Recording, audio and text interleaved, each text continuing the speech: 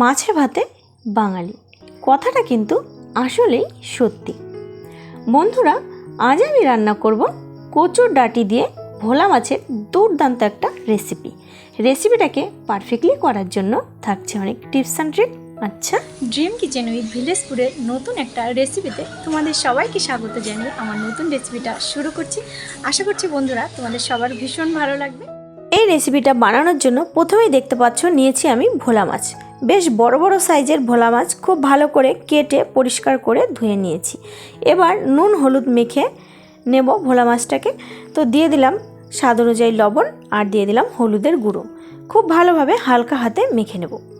আর এমনই একটা দুর্দান্ত রেসিপি বন্ধুরা, তোমরা যদি একবার বানিয়ে খাও তোমাদের বারবার এই ভোলা মাছ হলে এই রেসিপিটাই খেতে ইচ্ছে করবে।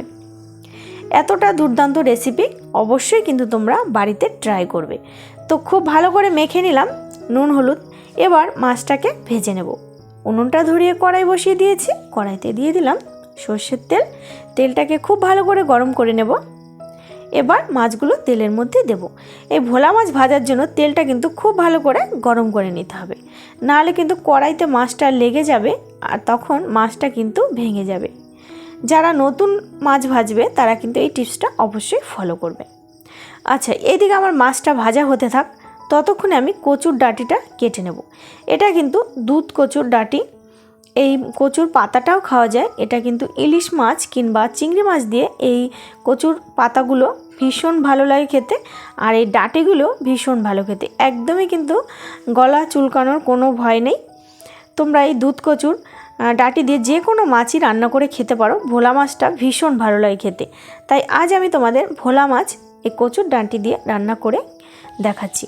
অবশ্যই তোমরা একবার হলেও ট্রাই করো, তাহলেই খেয়ে বুঝতে পারবে যে এর স্বাদ কতটা দুর্দান্ত। আচ্ছা, কচুর ডাঁটিটা কাটা হয়ে গেছে আর এদিকে মাছটাও একটা সাইড খুব ভালো করে ভাজা হয়ে গেছে। এবার আমি মাছটাকে উল্টে দেব।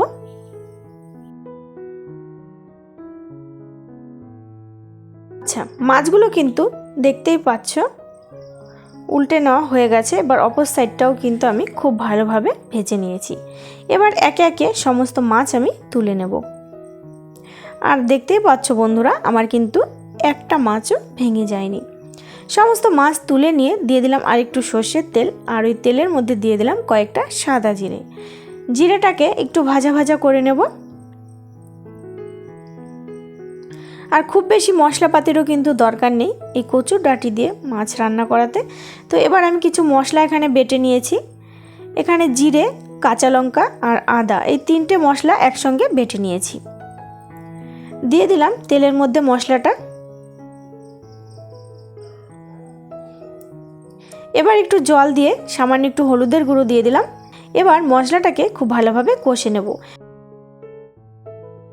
আমি কিন্তু শুকনো লঙ্কা দিয়ে মাছটা রান্না করব না, আমি এখানে কাঁচা লঙ্কা বাটা ঝালের জন্য দিয়ে দিয়েছি। মশলাটা কষানোর পরে এবার কচুর ডাঁটিটা আমি এই মশলার মধ্যে দিয়ে দেব। কচুর ডাঁটি খুব তাড়াতাড়ি সেদ্ধ হয়ে যায়, এর জন্য কিন্তু কষানোর কোনো দরকার নেই। এই মশলার মধ্যে দিয়ে একটু হালকা নাড়াচাড়া করে নিলেই হয়ে যাবে।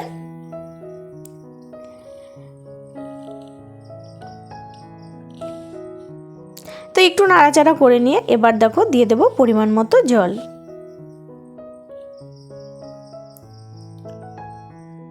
জলটা দিয়ে খুব ভালোভাবে মিশিয়ে নিলাম।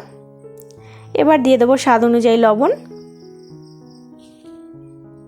অবশ্যই চেক করে লবণটা দেবে।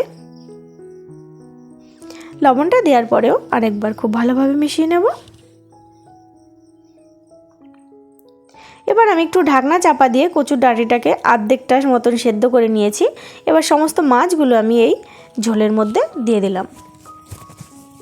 মাছগুলো দেওয়ার পরে কিন্তু খুব বেশি নাড়াচাড়া করা যাবে না, যেহেতু ভোলা মাছ তো ভেঙে যাওয়ার একটা ভয় থেকেই যায়। তো এবার আমি সর্ষে আর পোস্ত একসঙ্গে বেটে নিয়েছিলাম, তো মশলা বাটাটা আমার একটু জল বেশি হয়ে গেছে, তো দেখতে পাচ্ছ তোমরা। এবার এই মশলাটা সর্ষে আর পোস্ত বাটাটা কিন্তু এই মাছের মধ্যে দিয়ে দিলাম।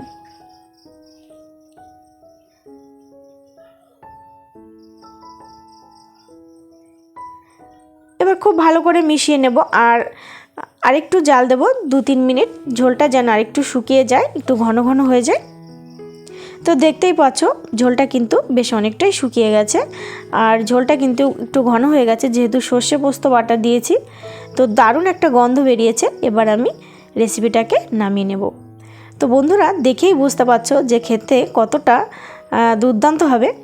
তো রেসিপিটা ভালো লাগলে লাইক করো, কমেন্ট করে জানিও কেমন হয়েছে। আমার ছোট্ট পরিবারের নতুন বন্ধু হলে চ্যানেলটি সাবস্ক্রাইব করে পাশে থেকো। নতুন একটা রেসিপিতে দেখা হচ্ছে। বাই।